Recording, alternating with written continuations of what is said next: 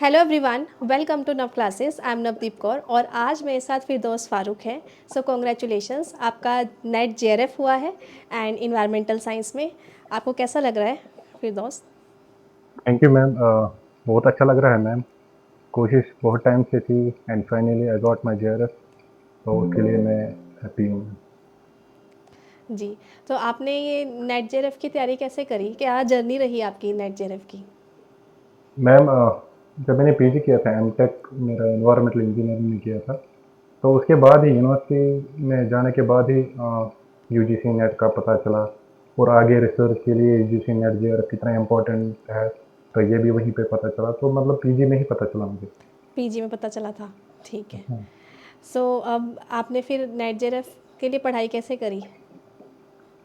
Ma'am, starting में तो कुछ पता ना होने की वजह से ऐसे ही यूट्यूब यहाँ के और वहाँ से, and then finally I got to know about you ma'am. You were at some other platform that time.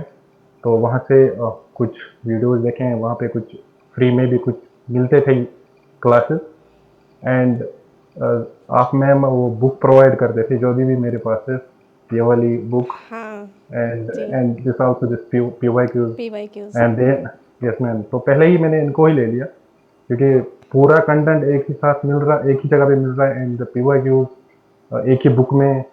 तो इधर उधर जाने की जरूरत नहीं पड़ी। जी। इस वजह से तो मैंने वहीं से स्टार्ट की थी फिर। ठीक है। ठीक है। सो फिर आप अपना जो स्टडी है उसके लिए कितना टाइम डिवोट करते थे? मैम, पहले जब इससे पहले मैं ये बता दूं कि मेरा ये फिफ्थ अटेम्प्ट था। जी। इससे पहले मैंने 4 अटेम्प्ट दिए थे जिनमें मेरा खाली नेट क्वालिफाई हुआ था। हुँ। स्टार्टिंग में मैं बुक्स को थ्योरेटिकल ज़्यादा पढ़ता था, प्रैक्टिस कम रहती थी। जी। तो इसीलिए नेट ही क्वालिफाई हो रहा था।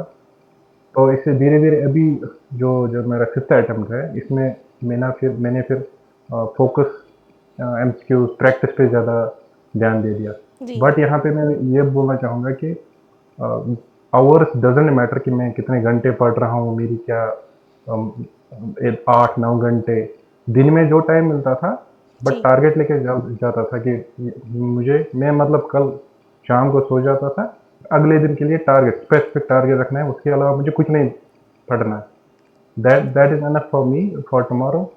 तो कल सवेरे उठ के ही, क्योंकि दिन में थोड़ा काम रहता था, एक तो स्टडी एक तो घर का काम भी रहता था, कि मॉर्निंग में मैं वो टारगेट अपना फिनिश कर लूँ, फिर दिन के एंड पे वो बाकी टारगेट भी फिनिश कर लूँ। तो जी। जेआरएफ में आपको घंटे नहीं चाहिए कि कितने घंटे आपने पढ़े। जी। ठीक है। सो फिर दोस्त की बात से हमें ये समझ में आता है, जैसे मैं भी आप कहती हूँ कि रोज़ डेली डेली टारगेट बनाओ। चाहे आप उसको यस जल्दी मैम। कवर कर लो चाहे लेट कवर कर लो, बेसिकली एग्जैक्टली आपको मैम। जो डिसाइड किया है वो चीज़ उस दिन कवर करने की कोशिश करो। और ऐसा भी नहीं कि बहुत यस मैम। ज़्यादा बना लो कि आपको लगा नहीं मेरे से कुछ हो नहीं रहा है। अपनी कैपेसिटी के अकॉर्डिंग अपने टारगेट्स एक दिन पहले ही बना के रखोगे तो नेक्स्ट दिन आपका पूरा ऑर्गेनाइज्ड रहता है। आप अपने यस पर्सनल मैम, वही कामों। ऑर्गेनाइज की मैं हाँ। एक्चुअली ज़्यादा फोकस किया, ऑर्गेनाइज रहता है। Yes yes. अब अपने पर्सनल जो भी वर्क होते हैं उन सब के साथ साथ अपनी पढ़ाई को भी मैनेज कर पाते हो। आपको पता है कि मुझे इसके लिए टाइम निकालना है, इतना मुझे करना है। Exactly ma'am. Yes. Yes ma'am. ठीक है। सो दूसरी बात मुझे ये समझ में आई कि आपका कंसेप्ट तो ज़रूरी है ही, उसके साथ उसको प्रैक्टिस करना भी ज़रूरी है, क्योंकि जो और आई आपने। वुड से हाँ। कि अगर आप कंसेप्ट 100% पढ़ रहे हो, हम्म। तो 500% उस पर प्रैक्टिस करो। यस। ये मैंने this is what I found the difference between the 4 attempt और this fifth attempt actually. Okay, nice. ठीक है, तो इस बार आपने प्रैक्टिस बहुत अच्छी करी थी। तो बहुत ज़्यादा प्रैक्टिस, यस बहुत मैम। ज़्यादा प्रैक्टिस करी थी, ठीक है। तो जो कंसेप्ट होते हैं ना, सबसे बड़ी बात बच्चे यही खाते हैं कि उसको क्वेश्चन पढ़ के लगाना ही नहीं आता है। लेकिन जब हम क्वेश्चन यस मैम। लगाने लगते हैं उसके ऑप्शन की वजह से हमारे कंसेप्ट भी क्लियर होने लग जाते हैं। Yes right. Ma'am. Yes ma'am, exactly. और भी यहाँ पे ये कहना चाहूँगा मैं, हम क्या करते हैं कि जो सब्जेक्ट होता है, जैसे हमारा एनवायरमेंटल साइंस था मेरा, तो हमारे एनवायरमेंटल साइंस के जो पीवाई क्यूज है हमने उनको सॉल्व कर दिए, जो कि इंपॉर्टेंट भी है, हमने सॉल्व कर दिए। लेकिन बाकी अलाइड सब्जेक्ट्स भी होते हैं। जैसे हमारे एनवायरमेंटल सब्जेक्ट में एक यूनिट है बायोस्टैटिक्स। ओके। बट अगर आप कॉमर्स में सब्जेक्ट में देखो, वहाँ पे बिजनेस स्टैटिक्स है। हाँ। तो बिजनेस स्टैटिक्स के भी सारे पीवर्ड्स लगा लो और फिर अपने पीवर्ड्स लगाओ। ऐसे ही है CSR earth science, CSR geology, CSR ecology, तो वहाँ से भी हमको रिलेवेंट क्वेश्चन मिलते हैं, यस। उनको भी सॉल्व करना है। एंड प्लस जितने भी सारे सेट सेट हाँ एग्जाम्स होते हैं रेस्पेक्टिव स्टेट्स के, यस आजकल के सेट्स भी अगर हम देखेंगे तो वो भी समहाउ अच्छे खासे स्टैंडर्ड के आते हैं मैम। हाँ तो जी उनके भी अगर क्वेश्चन हम लगाएंगे तो वहाँ से भी बहुत ज़्यादा हेल्प मिलती है। बस खाली पीवाईक्यू पे ही रिलाई करना वो थोड़ा मुश्किल हो जाता है। जी जी आप सही कह रहे हो। जैसे हमारे पेपर टू के क्वेश्चन वैसे ही कम होते हैं ना, तो यस मैम। इसलिए आप कह रहे हो कि उससे रिलेटेड अलाइड सब्जेक्ट्स के क्वेश्चन अगर हमको अलाइड देते हैं तो सब्जेक्ट्स, यस और मैम। मिल जाते हैं, वो एज अ एक्सपेक्टेड क्वेश्चन आपके लिए काम करते हैं। Yes yes ma'am, exactly. जी। जैसे अगर मेरा कॉमर्स का सब्जेक्ट था, मैं कहती हूँ मैनेजमेंट के भी लगा लो, मैनेजमेंट वाले कॉमर्स में यस लगा लो। Ma'am, yes ma'am. आपका स्टैटिस्टिक्स आता है, आपने कॉमर्स वाले स्टैटिस्टिक्स में लगा लिए, और वो भी मैं आपको यस मैम। योद्धा बैच जो ओनली पेपर वन का होता है उसके अंदर भी स्टैटिस्टिक्स करवाती यस हूँ। मैम। और अब तो मैंने यस मैम, बुक में। आपने जो स्टैटिक्स पढ़ा था हाँ मैंने पूरा पढ़ लिया था वो। जी मुझे मेरा जो यूनिट था इन्वायरमेंटल साइंस में, स्टैटिक्स को ही सबसे ज़्यादा लोग दूर रहते डरते हैं हैं। उससे, क्योंकि उसमें थोड़ा ज़्यादा मैथमेटिकल।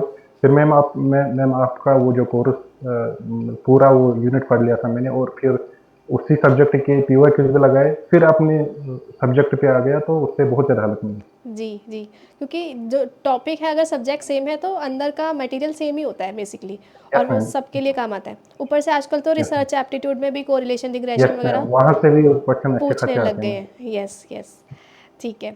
सो फिर दोस्त जी, आपने अपने आप को ऐसा मोटिवेटेड कैसे रखा कि 5 अटेम्प्ट के बाद छठा फिर देना है, और अब जेआरएफ आया आपका? यस मैम पहली पहली बार जब मैंने नेट क्वालिफाई किया था, तब मैंने ऐसे ही नहीं, बट थोड़ी प्रैक्टिस की थी, लेकिन उस स्टैंडर्ड की नहीं की थी। लेकिन जब नेट हुआ, तब मुझे लगा नहीं, शायद थोड़ा और बेटर कर सकते हैं, हो सकता है जेआर। बट मैं वहाँ पे एक गलती क्या करता था, मैं नेट एग्जाम का रिजल्ट निकलता था, फिर मैं अपने काम में लग जाता था। हाँ हाँ और जब एप्लीकेशन निकलते थे नेक्स्ट साइकिल के, फिर मैं पढ़ना तब स्टार्ट पढ़ते करता थे, था। समझ गए हाँ। वो प्रॉब्लम थी, लेकिन इस बार मैंने वो प्रॉब्लम नहीं, वो गलती नहीं की थी इस बार। इस बार इस बार शुरू मैं से पढ़े हो। कंटिन्यू कर, हाँ शुरू से कंटिन्यूअसली।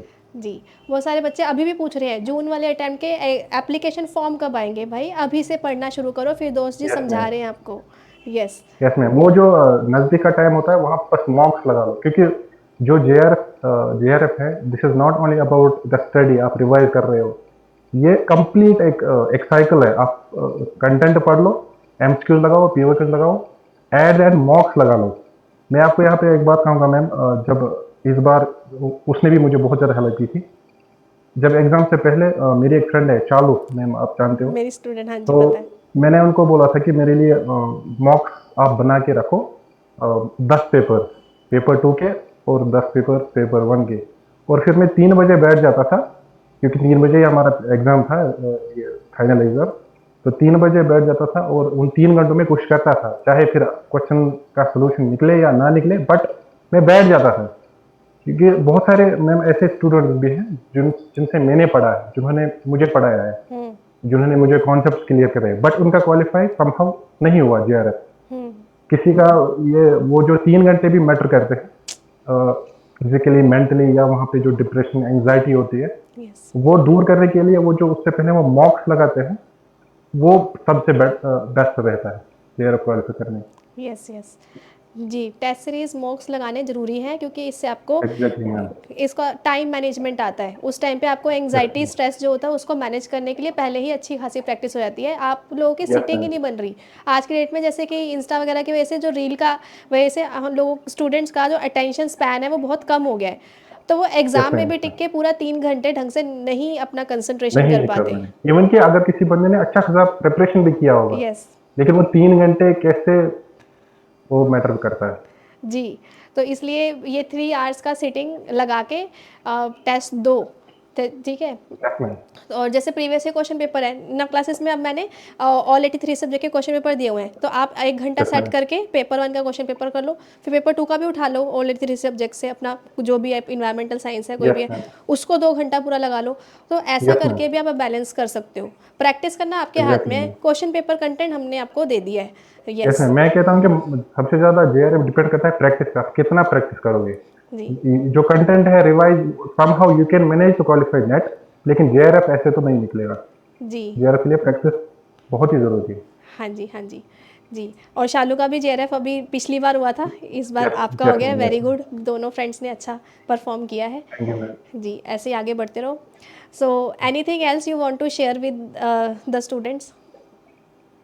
मैम ज़्यादा कुछ तो नहीं, बस मैं यही बोलूँगा कि अगर किसी ने जेआरएफ क्वालिफाई किया है, दैट डज़न्ट मीन कि वो सब कुछ जानता है या वो कुछ इंटेलिजेंट है या सम एक्स्ट्राऑर्डिनरी इज़ विथ हिम। और अगर किसी का नहीं हुआ है, दैट डज़न्ट मीन कि वो उसको वो कुछ नहीं आता। एकदम नाकाबिल है, उसको कुछ समझ नहीं आता है। ये जेआरएफ है, समहाउ किसी का वो 3 घंटा अच्छे से निकल जाता है, लाइफ के बेस्ट से 3 घंटे होते हैं। और ये कंप्लीट एक साइकिल है जो आपको करना है। बस पीवाईक्यूज लगा लो, एमसीक्यू जितने कर सकते हो उतने लगा लो। जी, जी, ये आपने बहुत अच्छी बात करी है कि जेआरएफ निकलना या ना निकलने से आपकी इंटेलिजेंस डिफाइन नहीं होती। इंटेलिजेंट हर एक नो बंदा मैम। है। वो बाई चांस होता है कि इतने सारे बच्चों में से कुछ का ही सिलेक्शन होना है, तो किसी के मार्क्स उस लेवल के आ जाते हैं, तो वो आपका presence yes ma'am. Of mind भी आपके एग्ज़ाम टाइम पे इम्पॉर्टेंट है। और आप शुरू से अगर आप लगे हुए हो, आपको ये टाइम देना पड़ेगा। आप कहोगे लास्ट के 1-2 महीने पढ़ लेंगे, नहीं होता। ऐसा स्टैंडर्ड अब नहीं रहा है। क्योंकि हर यस कोई मैम। बंदा पढ़ा लिखा है आजकल, यूट्यूब पे या सेल्फ पे या फिर कोर्सेज में पढ़ रहा है, वो इतना मतलब ज्ञान बेसिक सबके पास है, तो आपको उस बेसिक ज्ञान से ऊपर जाना पड़ेगा। ऊपर जाना पड़ेगा। और एक और बात ma'am, most of the students वो पेपर वन को थोड़ा इजीली लेते हैं जी। कि पेपर वन फिर हो जाएगा वहाँ पे। लेकिन मैम जो मेरे 4 अटेम्प्ट दिए थे उनमें मैं डीआई अटेम्प्ट नहीं करता था। यस। बस ऐसे ही मतलब तुक्के से जितने होंगे, मैक्सिमम एक बार 3 ठीक हुए थे।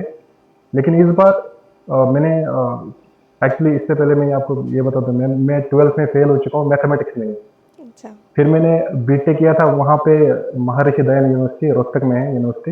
हाँ। वहाँ पे भी ऐसे फेल करते थे। तो मैथमेटिक्स थोड़ा वीक था मेरा, उसमें थोड़ा हाथ मेरा थोड़ा वीक ही है।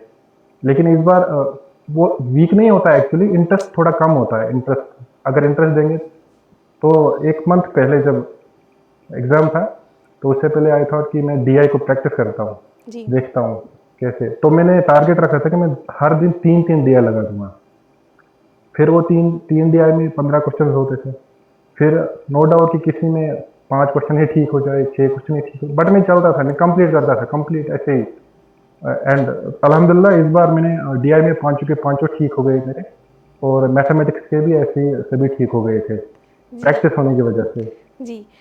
ये यहाँ से एक पॉइंट और निकल के आता है कि काफ़ी बच्चे ना क्वेश्चन गलत होते तो डिमोटिवेट होके बैठ जाते हैं कि नहीं मुझे यस करना ही मैम। नहीं है, मुझे छोड़ देना है। लेकिन अभी फिर दोस्त ने क्या बोला कि अगर वो गलत हो भी रहे हैं तब भी वो करता था और उसको प्रैक्टिस यस करते थे। मैम। देखो एग्ज़ाम में उसका रिजल्ट लाना ज़रूरी है। पहले अगर गलत हो एग्जाम रहे में। हैं तो उसे सीखना ज़रूरी है। पहले सीखो, एग्जैक्टली। सही करो और एग्ज़ाम में परफॉर्मेंस का रिजल्ट आ जाए, तो ये सबसे इम्पोर्टेंट बात होती है।